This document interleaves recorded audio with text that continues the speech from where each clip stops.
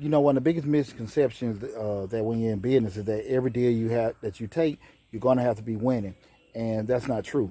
Sometimes you can be in a situation where you're going to take a loss to put you in a situation to get a win later on. Well, an example of that is there are a lot of times. I remember when I first started out in business, 20 years ago, it was a local radio station. I was doing, the free tax stuff for hell almost 3 years, and they should have paid me, but they didn't. But the thing of it was, I was able to triple my book of business over that particular time. Right? We went from a couple of under 100 to a couple hundred people before you know it, and I was also able to push my brand, push my business, push my popularity, everything like that. But again, a lot of times people will sit there and say, well, look, man, I got to get paid. I got to do this and do that. But I was thinking big picture. And a lot of times people don't understand there's not always going to be an immediate win or immediate return on things you do. Sometimes you got to sow some seeds and to do that, even if it's a matter of just starting a relationship.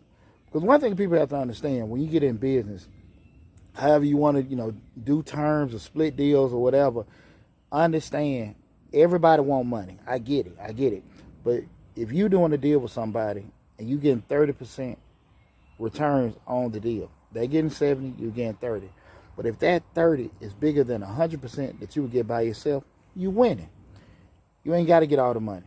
But you can also put yourself in a position you can get way more money than if you're doing it by yourself. I'm not saying sell your soul or, you're getting mistreated, somebody is doing you wrong. But at the end of the day, business is business. And business ain't personal.